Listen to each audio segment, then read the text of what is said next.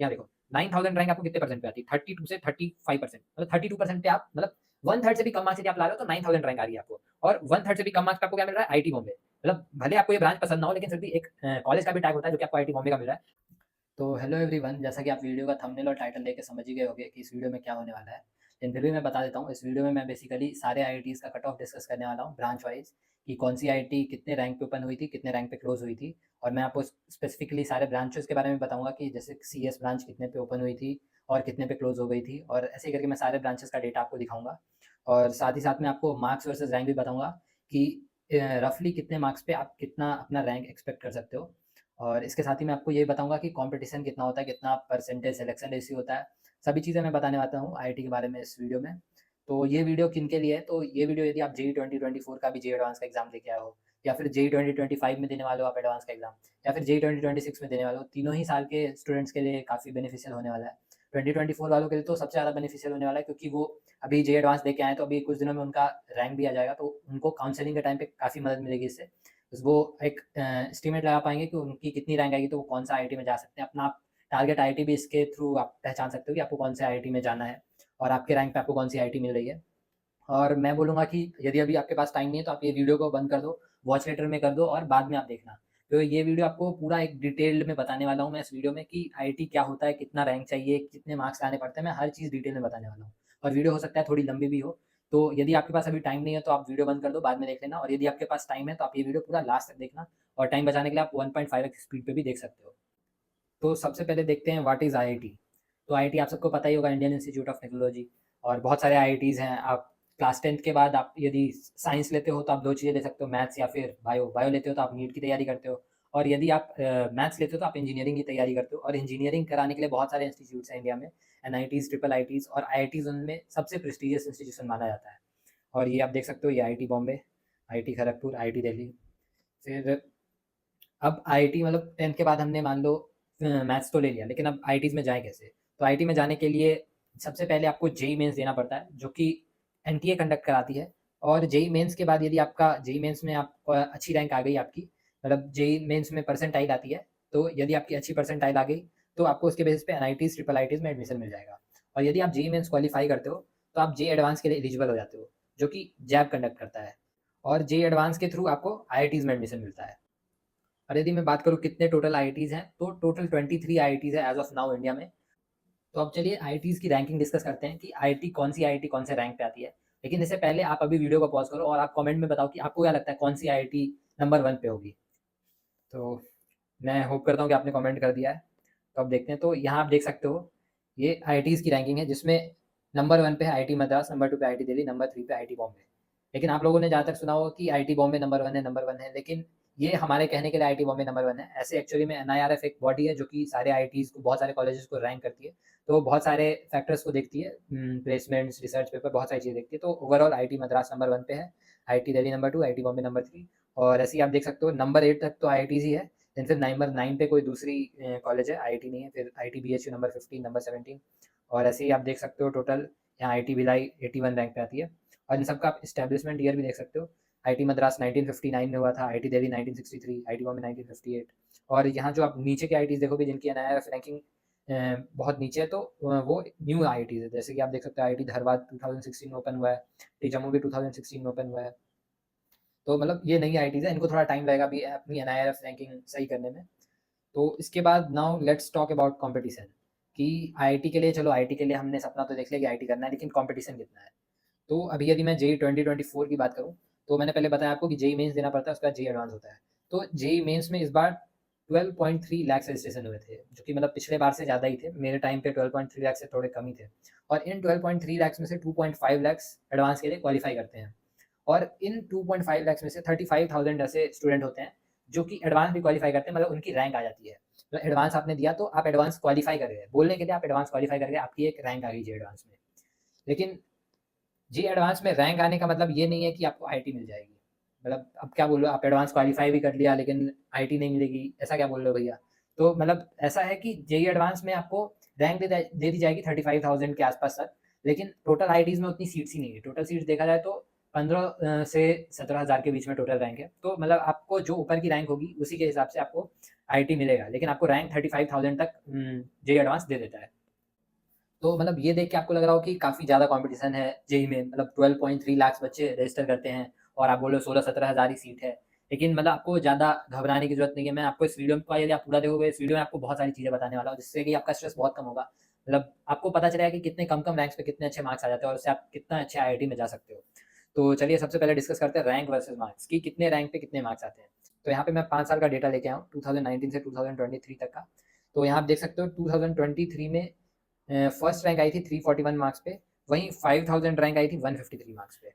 तो 153 मार्क्स कितने परसेंट होते हैं? 153 मार्क्स इज ओनली 39%। और आप ये देख सकते हो 39% पे आपको 5000 रैंक मिल रही है, और बिलीव मी 5000 रैंक बहुत ज़्यादा अच्छी होती है। उससे आप मतलब जो आईआईटी में आपको मैंने, आप आईआईटी बॉम्बे भी जा सकते हो, भले आपको पसंद ब्रांच ना मिले, लेकिन आप कोई भी आईआईटी में जा सकते हो। और उसके बाद फिर आप देख सकते हो कि अब नीचे आए तो यदि मैं 10,000 रैंक की बात करूँ, तो 10,000 रैंक 124 मार्क्स पे आपको आ गई थी 23 में, जो कि 31% के अप्रॉक्स होता है। और आप देख सकते हो कि स्टार्टिंग में फर्स्ट रैंक के लिए 92% मार्क्स चाहिए, फिर 100 रैंक के लिए 73% मार्क्स चाहिए। तो यहाँ पे आप देख सकते हो ये बहुत ज़्यादा गैप है इन दोनों के बीच में। लेकिन जब आप नीचे आओगे तो नीचे आप देख सकते हो 5000 रैंक के लिए 39% चाहिए, फिर 6000 के लिए 37%। तो यहाँ पे गैप बहुत कम है। तो मतलब आप जैसे जैसे नीचे रैंक पे जाते जाओगे तो आपको बहुत कम कम परसेंटेज के गैप पे बहुत ज़्यादा रैंक डिफरेंस, लेकिन ऊपर में आपको वही बहुत ज़्यादा मार्क्स डिफरेंस पे बहुत कम रैंक डिफरेंस मिलेगा।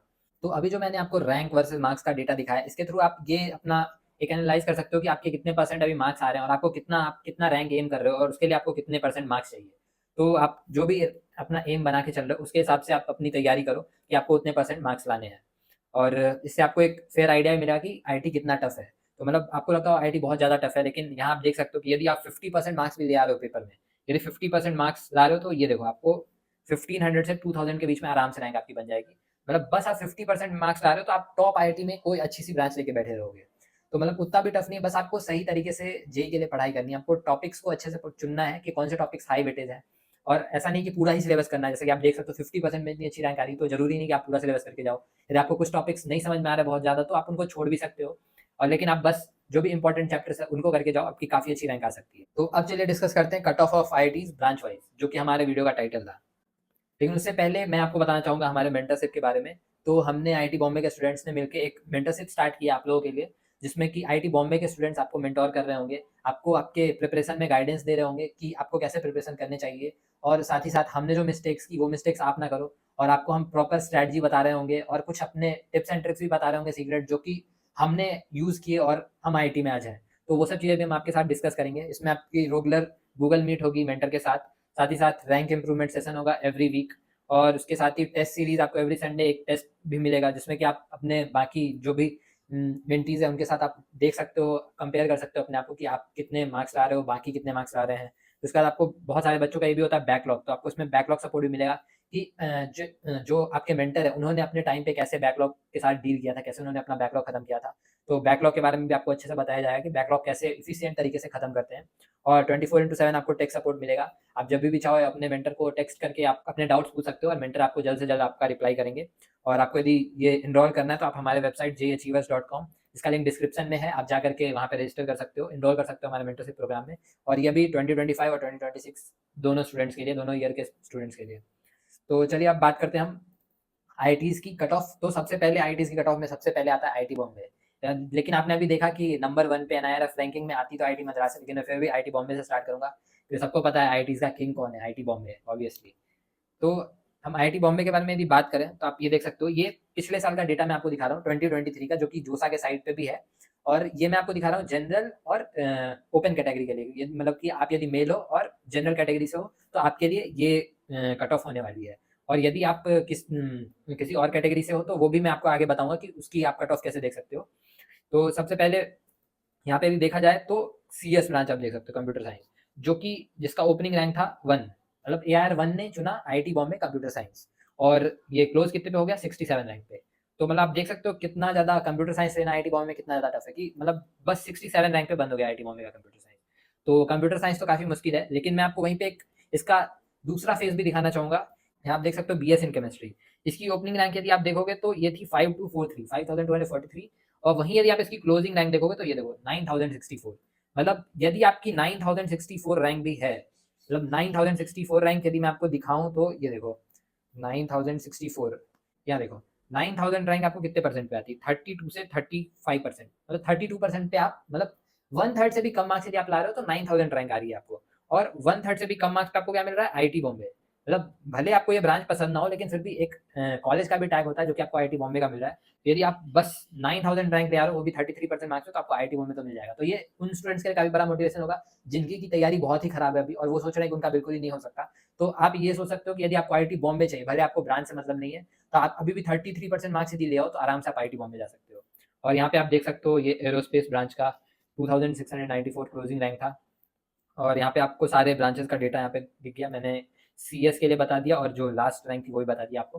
तो अब चलिए अब बात करते हैं आईटी दिल्ली के बारे में। मतलब बहुत सारे स्टूडेंट्स का जिनका आईटी बॉम्बे नहीं सपना होता, तो सेकंड सपना बहुत लोगों का आईटी दिल्ली होता है। तो अब आईटी दिल्ली की बात करें तो आईटी दिल्ली का कंप्यूटर साइंस ओपन हुआ था 16 रैंक पे और क्लोज हुआ था 118 रैंक पे। तो मतलब आईटी बॉम्बे और आईटी दिल्ली में ज़्यादा भी डिफरेंस नहीं है। मतलब आईटी बॉम्बे का सीएस 67 पे क्लोज हुआ था, इसका 118 पे, तो मतलब ज़्यादा भी डिफरेंस नहीं है। और वहीं यदि इसकी हम लास्ट ब्रांच की बात करें तो इसकी लास्ट ब्रांच है आपको टेक्सटाइल, जो कि 6690 पे क्लोज हो गई थी। मतलब यदि आप जनरल कैटेगरी से मेल स्टूडेंट हो, तो यदि आपको आईटी दिल्ली में जाना है तो आपको 6690 रैंक तो लानी पड़ेगी पिछले ईयर के हिसाब से। तो चलिए अब बात करते हैं आईटी मद्रास के बारे में, जिसकी एनआईआरएफ रैंकिंग नंबर 1 है।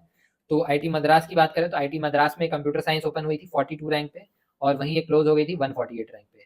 और इसमें यदि हम बाकी ब्रांचेस की बात करें तो आप यहाँ देख सकते हो एरोस्पेस 422 पे ओपन हुआ था और क्लोज ये 3237 पे हो गया था। इसके बाद ही आप बाकी सारे ब्रांचेस भी देख सकते हो, काफ़ी सारे ब्रांचेस हैं। यहाँ पे आपको BTech plus MTech dual degree भी मिल जाएगा, जो कि आपको 3172 रैंक पे ओपन हुआ था और 3293 रैंक पे क्लोज हुआ था।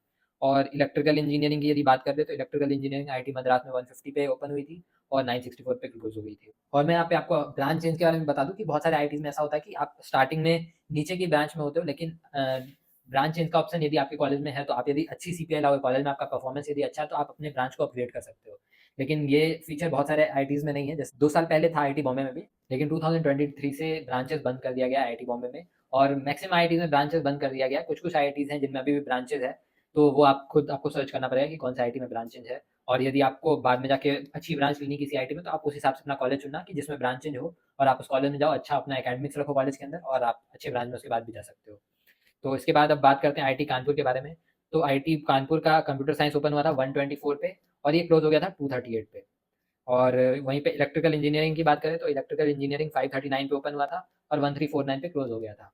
तो यहाँ आप देख सकते हो कि यदि आपको एक इलेक्ट्रिकल इंजीनियरिंग ब्रांच चाहिए आईटी कानपुर में, तो आपको 1300 के आसपास रैंक लानी पड़ेगी। तो अब बात करते हैं आईटी खड़गपुर के बारे में। तो आईटी खड़गपुर का सीएस ब्रांच ओपन हुआ था 164 रैंक पे और क्लोज हुआ था 279 रैंक पे। उसके बाद इलेक्ट्रिकल इंजीनियरिंग की बात करें तो इलेक्ट्रिकल इंजीनियरिंग आप देख सकते हो 1379 रैंक पे ओपन हुआ था, 1833 रैंक पे क्लोज हो गया था। उसके साथ ही आप ये देख सकते हो ये वाला ब्रांच है electronics and electrical communication engineering, को ईसीई ब्रांच बोलते हैं। तो ये 562 पे ओपन हुआ था और 1205 रैंक पे क्लोज हो गया था। और यदि मैं आपको ब्रांचेस का बता दूं कि कौन सा ब्रांच कौन से नंबर पे आता है, मतलब कि ऐसे रैंक वाइज कौन सी ब्रांच कितनी अच्छी होती है, ऐसे तो सारी ब्रांच अच्छी होती है, लेकिन कट ऑफ के हिसाब से कौन सी ब्रांच कौन से नंबर पे आती है, तो उसमें देखा जाए तो नंबर 1 पे आती है आपको कंप्यूटर साइंस ब्रांच। फिर नंबर 2 पे बात किया जाए तो ईसीई ब्रांच, नंबर 3 पे इलेक्ट्रिकल इंजीनियरिंग ब्रांच, और मैथमेटिक्स एंड कंप्यूटिंग भी एक ब्रांच जो कि बहुत सारे आईटीज में है, तो वो भी काफ़ी अच्छी ब्रांच होती है। और मतलब टॉप 3 ब्रांचेस मेरे हिसाब से यही तीनों है। और इसके बाद अभी यदि बात करें हम आईटी खड़गपुर में और भी ब्रांचेस है। और यहाँ पे आप ये देख रहे होगे बी आर्किटेक्चर का कोर्स, आर्किटेक्चर का, जो कि 13,944 पे ओपन होती है। तो मतलब ये वाला हमारा जेई मेंस के थ्रू नहीं मिलता आपको, ये इसको आप इग्नोर कर सकते हो यहाँ पे। और इसके अलावा जो भी ब्रांचेस है आप देख सकते हो, यहाँ डुअल डिग्री के भी कोर्स है बहुत सारे। तो यदि आपको डुअल डिग्री चाहिए तो ये है, आपको इतना रैंक लाना पड़ेगा, इसके हिसाब से आप अपना टारगेट सेट कर सकते हो। फिर इसके बाद बात करते हैं आईटी रुड़की के बारे में, जो कि टॉप 7 आईटीज में आती है, काफ़ी अच्छी आईटी है ये भी। और इसमें यदि बात करें तो सीएस ब्रांच इसकी 284 पे ओपन हुई थी और 412 पे क्लोज हो गई थी। इसके बाद ईसी ब्रांच की बात करें तो 797 पे ओपन हुई थी, 1249 पे क्लोज हो गई थी। और इलेक्ट्रिकल इंजीनियरिंग 1047 2037 पे क्लोज हो गई थी।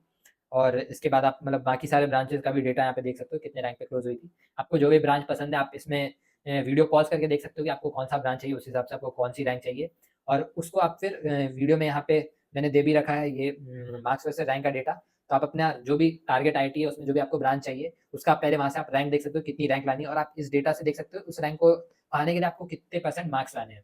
तो इससे आप अपना अच्छे से टारगेट सेटिंग कर सकते हो, गोल सेटिंग कर सकते हो कि आपको कितने नंबर चाहिए कौन से आईटी में कौन से ब्रांच में जाने के लिए। तो now let's talk about IT Guwahati. तो आईटी गुवाहाटी का यदि कंप्यूटर साइंस ब्रांच देखें तो 398 पे ओपन हुआ था और 654 पे क्लोज हो गया था। और यहाँ पे आप ये देख सकते हो data science and artificial intelligence, ये भी एक नई ब्रांच है, काफ़ी अच्छी ब्रांच है, आप मतलब सीएस के लेवल का भी बोल सकते हो इसको। तो ये 846 पे ओपन हुई थी और 1027 पे क्लोज हो गई थी। और यहाँ पे इसी ब्रांच की बात करें तो 1308 पे ओपन, 1698 पे क्लोज हो गई थी। और इलेक्ट्रिकल इंजीनियरिंग की बात करें तो 1741 पे ओपन हुई, 2117 पे क्लोज हो गई।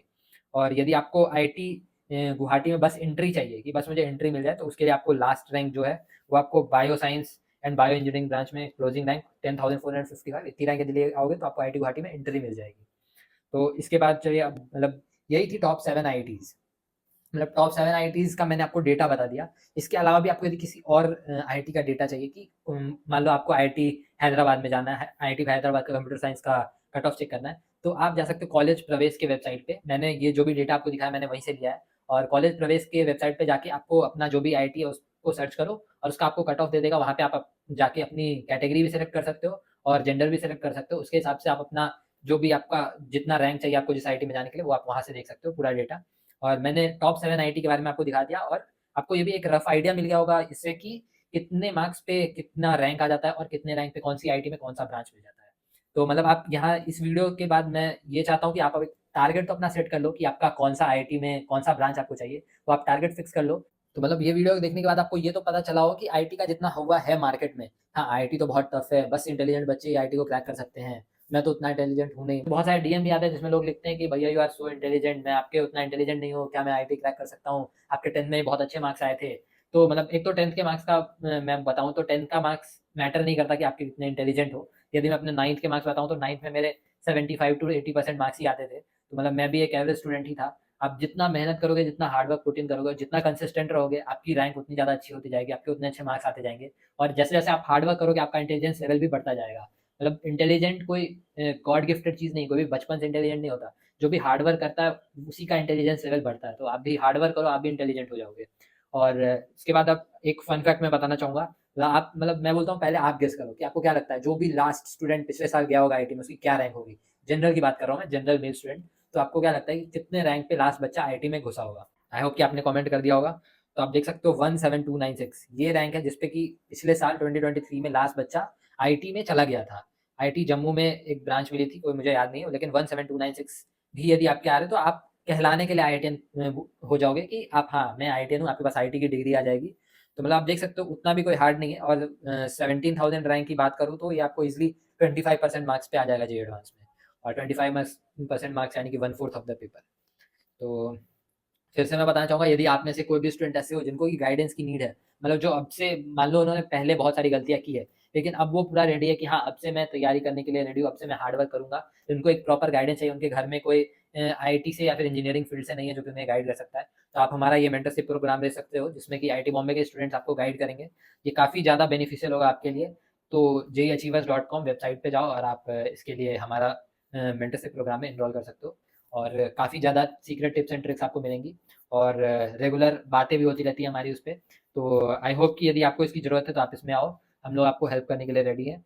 तो बस यही था आज के वीडियो के लिए। कीप हसलिंग और बेस्ट विशेज़ मेरे साइड से कि आप जो भी अपना हार्ड वर्क कर रहे हो, जो भी हार्ड वर्क पुट इन कर रहे हो अपने इस प्रेप में, वो आपको डेफिनिटली आपको उसका कुछ ना कुछ अच्छा रिजल्ट मिले। और ये बात हमेशा याद रखना, the seeds of your hard work will definitely give you fruits of your success. तो कभी भी डिमोटिवेट नहीं होना और कंसिस्टेंटली आपको पढ़ाई करते रहना है। So that's it for the video, keep hustling and if you find this video useful so do like the video because that gives us motivation to bring more videos like this. तो बस यही था आज का video.